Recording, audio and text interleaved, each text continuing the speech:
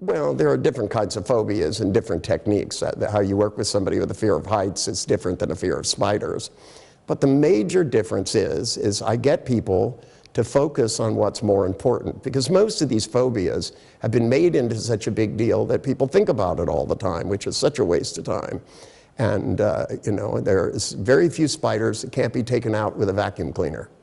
And you know, even when I bring that up to people, I go, you know, you could just holster a vacuum cleaner and walk through the day and never be afraid. Even that would make more sense, because it would be proactive. But if they stop and they look at themselves, and what I get them to try to figure out is how much time they've spent worrying about it per day. Because even if it's just a half an hour, suddenly it's 3.5 hours a week. And then you multiply that by 52, and you have a year, and then you multiply it by 10. In the next 10 years, you're going to waste a couple of thousand hours worrying about this, that you could be having fun. Then I have them look and see themselves walking in and holding a spider in their hand, and I go, do you want to be this person? Wouldn't you like to be this fearless person? When you look at that, don't you feel, I want that? And then I have them go back and shrink down, because most of the people's fears, they're afraid whether the object's there or not. Just the other day, this woman was telling me how afraid of spiders she was, and she was shaking in her boots while she was telling me, and I said, excuse me, there's no spiders here. Why are you afraid now? And the truth is, she wasn't afraid of spiders. She had a big picture of a huge spider in her head, and she barely looked at it. She just felt the way she would feel if this giant spider was there. So by having her shrink it down very small, blink it black and white, and then a couple days later, we brought a tarantula.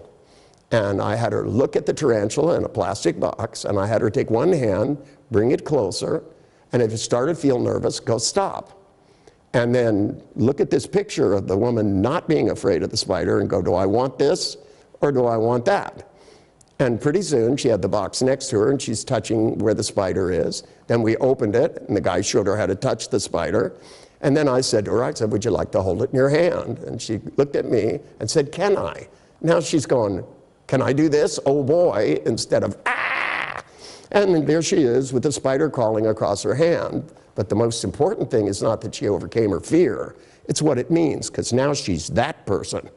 She's the person. She was wrong about herself. And if she's wrong about her ability to hold a giant spider, she's wrong about every limitation. And that's the important message. When we do things in the seminar where we get people over a phobia, the most important thing is it means they can do all the things they didn't think they could do. Play music, stand up to their boss, say sweet things to their children, and the list goes on and on and on. It's not just overcoming a fear. It's only a mechanism where you really look at your life and start to move towards things rather than just avoid a bunch of ideas in your head, which means you're avoiding things you remember that actually happened, or you're avoiding things you made up in the first place.